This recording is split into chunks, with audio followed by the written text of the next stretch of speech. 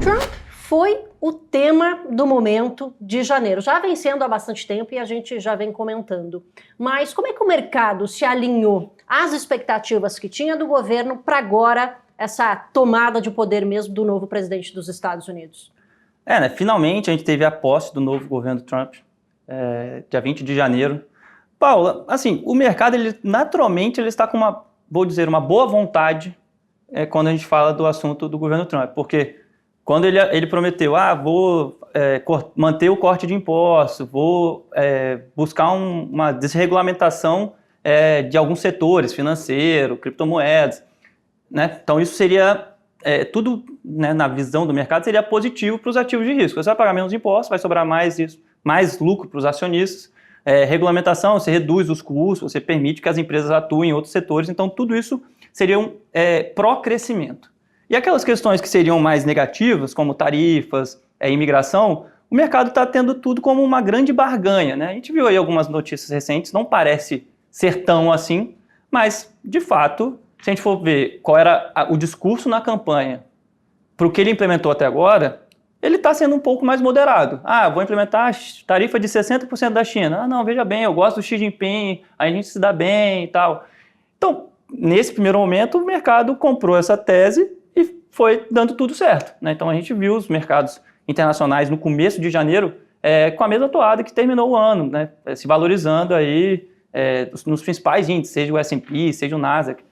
Talvez você viu, né, o começo de um movimento que a gente já vem falando aqui há bastante tempo, que é aquele aumento, né, ampliação dos setores que participam da alta do S&P. Então, como essas empresas mais tradicionais ficaram muito para trás, você vai ter mais crescimento, a tendência é que os resultados dessa empresa melhorem mais do que as empresas de tecnologia, por exemplo, que já vem entregando bons resultados trimestre após trimestre.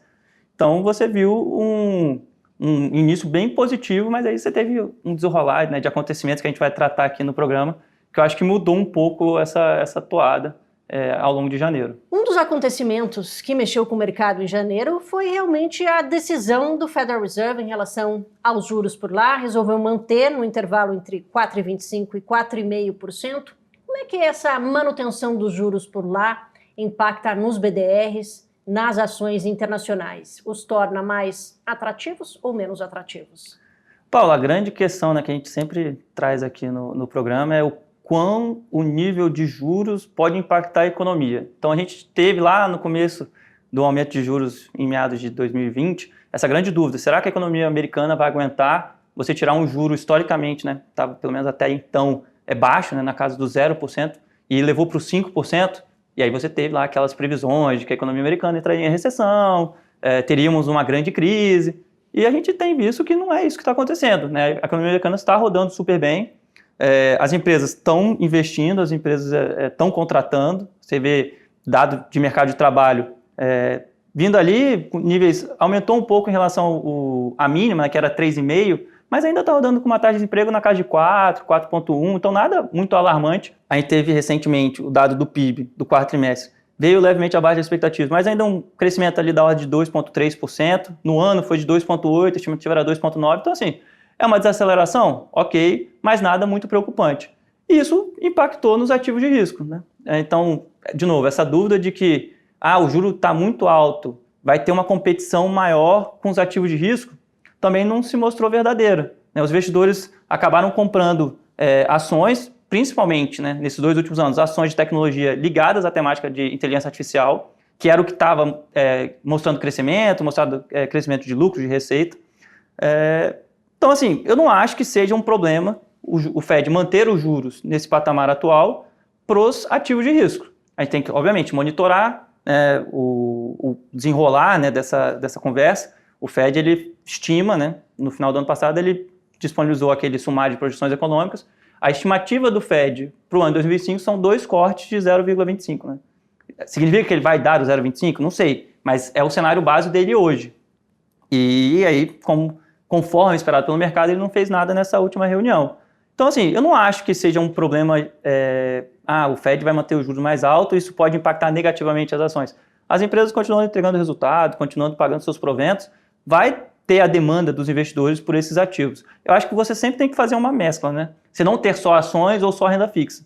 Você tendo um pouco de renda fixa, nos momentos de estresse no mercado, você pode talvez utilizar esse recurso para comprar ações em preços mais convidativos. Então, mas né, de maneira resumida, eu não acho que seja problemático para as ações. Eu acho que a economia rodando bem, as empresas continuam contratando, entregando resultado, as ações provavelmente vão terminar o ano no positivo. Mas teve um acontecimento que impactou diretamente, principalmente nas ações de tecnologia em janeiro, o caso DeepSeek, esse concorrente do ChatGPT que levou os investidores ao desespero no dia 27 de janeiro.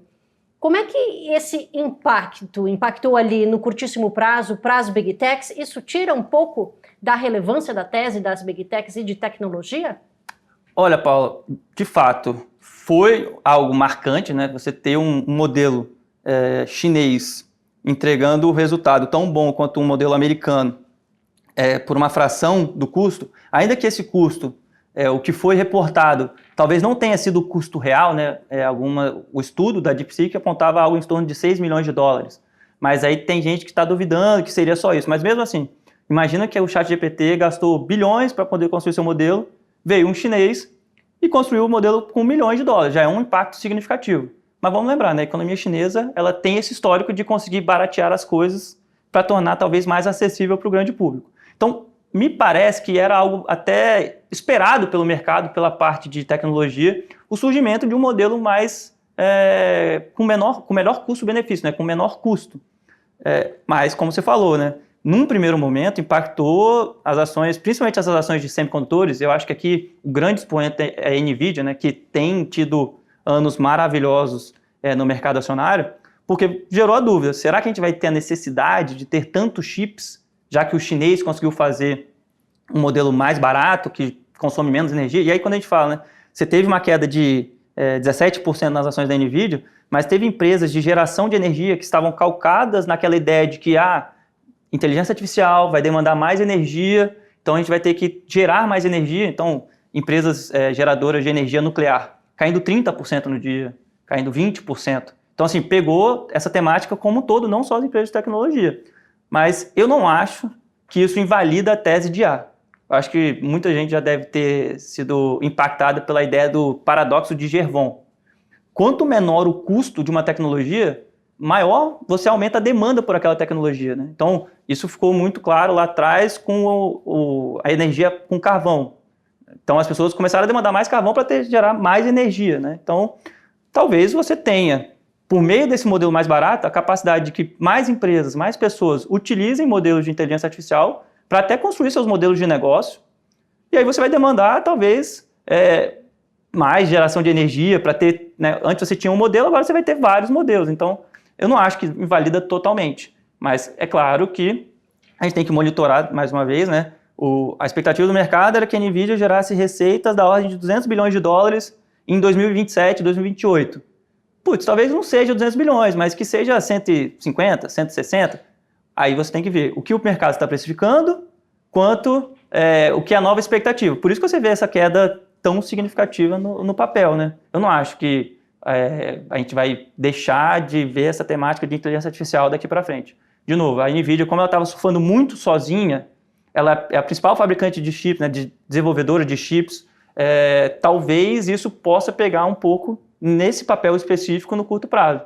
Mas a gente tem outras teses de inteligência artificial que também podem se beneficiar. E esses acontecimentos de janeiro mudaram o jogo para a sua carteira de fevereiro? Sim. Exatamente porque a gente viu algumas teses que eu gosto muito caindo muito sem, assim, não é que sem sentido, né? Esse fato novo realmente é algo importante, a gente não pode fingir que não aconteceu. Mas ao mesmo tempo que a NVIDIA caiu 17%, a TSM, né, a Taiwan Semiconductor, caiu 15%. E ela tinha acabado de soltar um resultado 2 semanas antes, muito bom, com a estimativa de crescer receita para o primeiro trimestre em relação ao primeiro trimestre de 24, da ordem de 30%, 40%. O lucro, as suas margens devem se manter com o mesmo patamar de margem desse último trimestre, que já foi uma melhora significativa na comparação anual. E aí você teve esses fundamentos muito melhores com um preço 15% mais barato. E já era uma ação que negociava talvez com um preço múltiplo, preço-lucro, né? Menor ou em linha com a média de mercado, sendo que uma empresa melhor do que a média de mercado. Então, ele foi um caso de empresa que eu aproveitei para colocar na nossa carteira de fevereiro. Mas eu acho que tem 2 cases específicos, né, que não são, talvez, conhecidos do grande público, principalmente do público brasileiro, que estão relacionadas a essa queda de janeiro, e aí também tem uma que está relacionada a essa temática mais do Trump, né? A primeira é Dell Technologies. Acho que as pessoas com um pouco mais de idade vão lembrar que no começo dos anos 2000, a Dell era uma das principais fabricantes de computadores. As pessoas gostariam muito de ter um computador da Dell, porque você podia fazer um computador customizado. Eu quero ter com essa capacidade de memória, essa memória RAM, essa quantidade de HD para eu armazenar meus arquivos. Mas hoje, o principal vetor de crescimento da companhia é a parte de servidores, que também está sendo muito demandado com essa história de inteligência artificial. Então, essa linha de negócio está crescendo ali da ordem de 50% a 60% por ano, né? Quando você olha nos trimestres, comparado com o mesmo trimestre do ano anterior. Ainda assim, é uma parte pequena do negócio, mas é o principal vetor de crescimento hoje. Então, dado o resultado de TSM, foi muito bom, mostrando que ainda tem essa demanda por chips de AI. Aí depois você teve o resultado de ASML, que é aquela empresa europeia que faz as máquinas de litografia extremamente necessárias para você fazer um chip cada vez mais avançado. Também veio um resultado muito bom, com a expectativa muito grande de pedidos, que veio muito acima do que o mercado esperava. Então, me parece que a demanda ainda existe. E aí essa queda no preço de Dell abriu essa oportunidade de a gente colocar na carteira. Então, essa foi uma tese. E a outra tese, mas aí com um percentual menor, né, foram as ações da Coinbase. Ela é a maior exchange, né, a maior corretora de cripto dos Estados Unidos, não é do mundo, né, porque você tem a Binance na China, mas o novo governo Trump, ele foi eleito com um apoio muito grande da comunidade de cripto. Então você teve doações muito grandes de pessoas que trabalham, de entusiastas desse mercado. Então eu acho que a narrativa nesse sentido, eu acho que vai ser muito grande para você ter uma adoção cada vez maior de criptomoedas no sistema financeiro americano. E a Coinbase, né, sendo a maior exchange, isso pode gerar uma competição? Se os bancos americanos começarem a custodiar a criptomoeda, pode gerar um problema para a Coinbase? Pode, mas não acho que seja uma preocupação para agora, né? Eu acho que a narrativa voltada para a cripto pode gerar um momento positivo para a ação, mas aí a gente tem que ter na cabeça, né? Criptomoedas, Bitcoin, que eu acho que é o pessoal mais conhece aqui, é um ativo extremamente volátil.